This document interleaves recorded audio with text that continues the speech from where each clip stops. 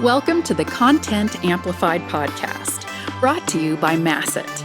Our goal is to help you get more from your marketing content. Each episode is a 10 to 15 minute interview with industry experts that share amazing insights to help you squeeze as much juice from your content as you possibly can. Here's today's interview. Welcome back to another episode of Content Amplified. Today I'm joined on this episode with Tim. Tim, how are you doing? How you doing? Good. Tim, well, thanks for coming on the show today. I'm excited about the subject. Before we kick it off, could you maybe take a minute or two and just kind of give us some context, who you are, what you love about marketing, some of your experience, things like that? I've been in the marketing world. This is sort of my second or third career for probably 10 or 12 years now. Started out in the media world, where a lot of marketers came from, journalists and editors, when the B2B publishing world went to hell after the internet. So I'm not alone in that. So some of us come at marketing from a different angle than the folk that are coming out of purely business or business marketing or that kind of thing. So there's that. But over the years, I've learned to understand at least what marketers are looking for and what they try to do, and I try to do that the best I can for them. So I've been I was with a company called CMP Media, Electronic Engineering Times newspaper. Then I was with Adobe at CMO.com. I did some work for Palo Alto Networks. I did some work for IBM back in the day, and now I'm with a company called PFL, which is a kind of a SaaS direct mail company, and I kind of run brand and content and creative for them there. So awesome. Well, again, thanks for coming on. Today we have kind of a unique discussion because I think people will look at these things in different lights, and so I'm curious to see what we can kind of unearth here. Really, we're going to talk about the difference and the similarities between thought leadership versus content marketing. And in my career, to be completely honest, most of the time I use those interchangeably. But Tim, what are your thoughts on that? How are those different and how are those the same? yeah, I mean, in a sense, it's all content marketing because it is the creation of some kind of, whether it's a blog or a white paper or a case study or an ebook or whatever it might be. It is content. But where I differentiate is that there is some that's more marketing centric, which is more about what the business does, what the product is, what the service is. And the other side is thought leadership, which is about a topic and not a company or a business or a product. So that's how I differentiate them. They can also overlap. I mean, you can write, say, a blog that's about a topic, and then you get to the end and throw the commercial in, about, by the way, if this interests you, call us and we'll sell you our thing. But pure thought leadership, to me, is more like editorial news or feature work. It's something that doesn't have to do with the company, other than it's about whatever the company is about. At CMO.com, for instance, we didn't write about Adobe. In fact, even when they had like an announcement or the financials, we would actually curate the story from like the Journal or Forbes or somewhere else. We wouldn't write it ourselves. But everything that we did in terms of content was about the digital marketing world that they were trying to break into in those days. It was still early for them. They were coming out of selling boxes of software to artists and stuff. And then they were getting into, by buying Omniture, getting into, and Adobe Experience Manager, which is an asset content management system as well. But it was all about those things, but it wasn't about the company. So that's how I see the differentiation. I love it. Now, obviously, when you're in a business, there's a healthy mix of when you should use thought leadership versus content marketing. When do you feel like you should use one versus the other? Should you lean more towards one over the other? Should you exclusively focus on one over the other? What's your kind of thought on the mix of those two different methods? Yeah, I don't think they're mutually exclusive. In fact, I think you need both. Part of the problem is, unless you're a fairly well-resourced company, it might be hard to do that.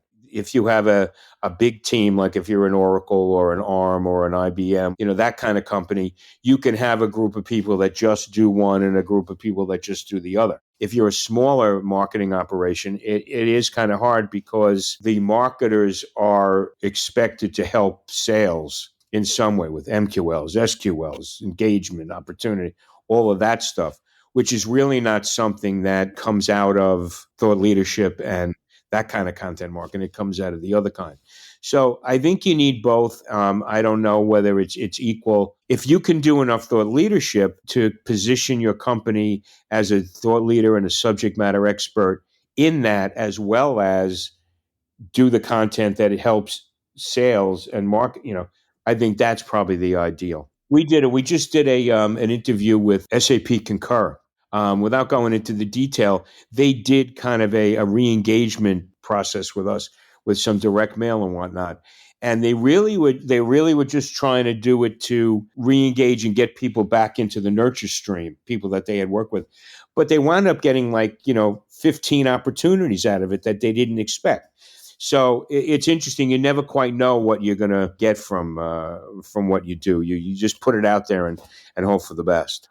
And the interesting thing about thought leadership is all too often we think that everyone is always in market, right? They're always hungry. And if I just got my ad or my content marketing in front of them, they would pick us. But honestly, your total addressable market, such a tiny fraction of them are actually interested or feel the pain.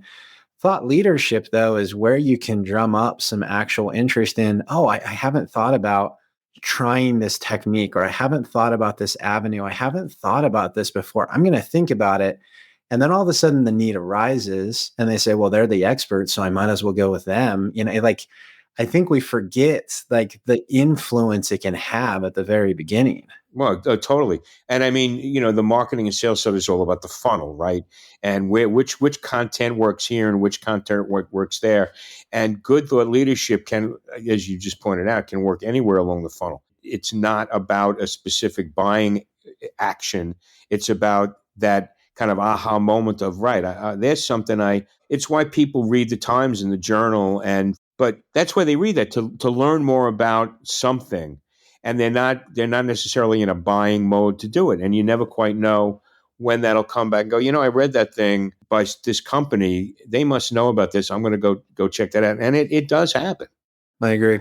Yeah. And it's also a reflection of who they are, right? Is if I am reading content by people that I can identify with, or that I feel like I'm kind of a part of that crowd.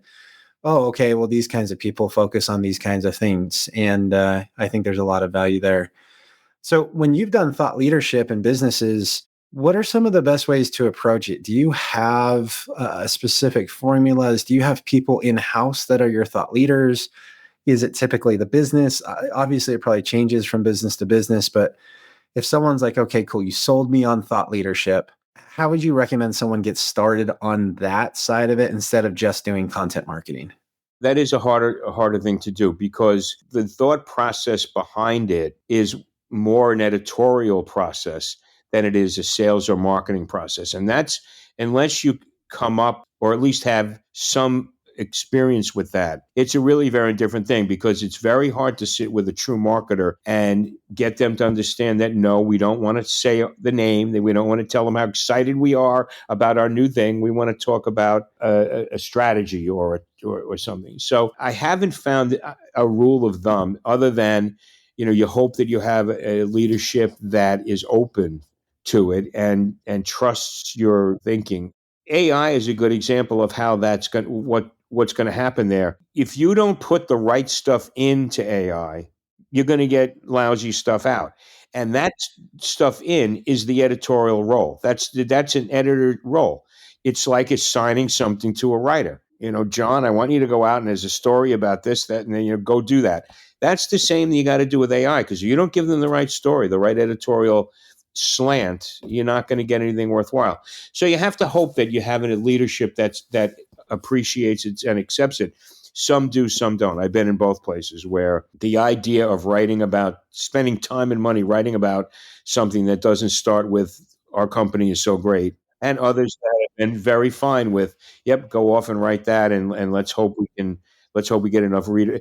The other issue, of course, is readership too. I mean, how do you get readers today? It's not easy anymore. I mean, it's very hard. There's so many different places to read stuff. I remember I went to one conference and it was the CMO, global CMO of Lego. and they had done a thing on it. It was called Discovery or something, where people would send in ideas, and they would, it was a very hands-on kind of, not on, it was on brand, but it was not very sales connected at all.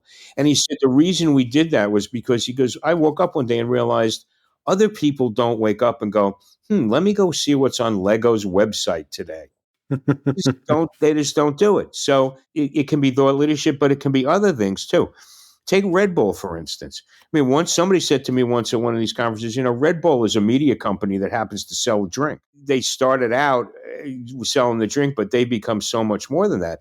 And all of that is just extensions of thought leadership in a way. It takes a little bit of innovation and smarts to go, you know what? We sell this drink, but if we write about and produce all this stuff where people drink stuff, that's just as good as trying to sell the thing. So it does take a little bit of creativity on the part of the marketer to pull it off. I think your comment about Red Bull is spot on. And I'm curious to hear your take on this.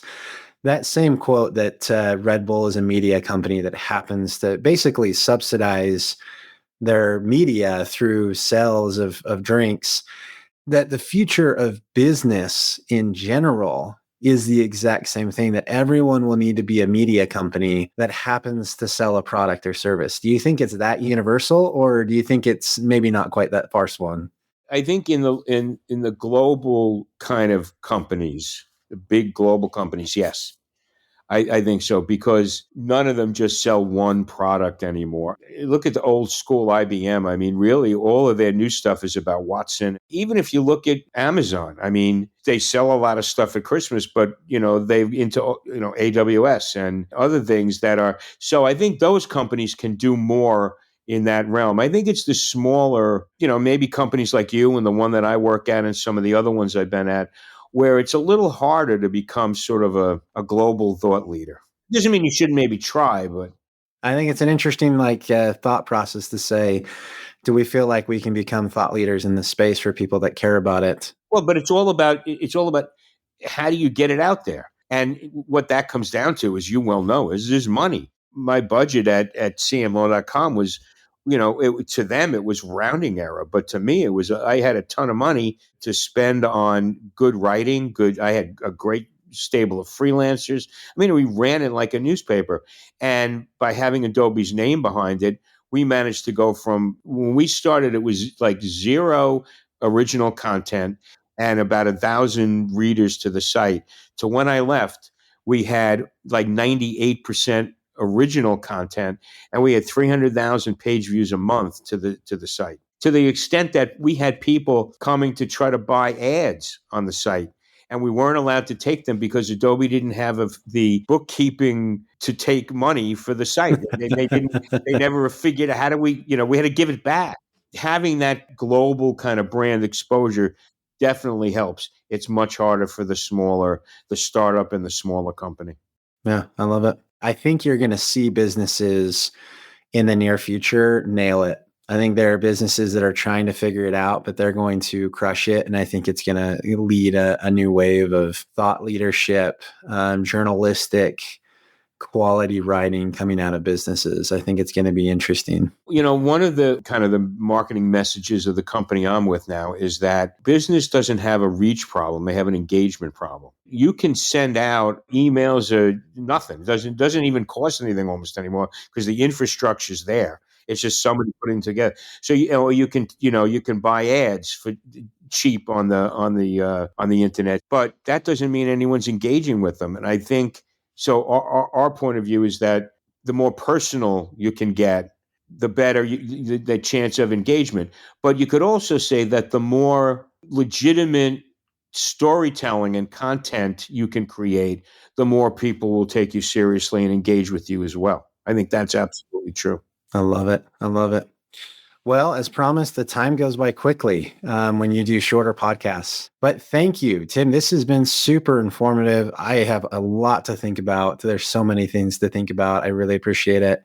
If anyone wants to continue the conversation, how can they reach out and connect with you?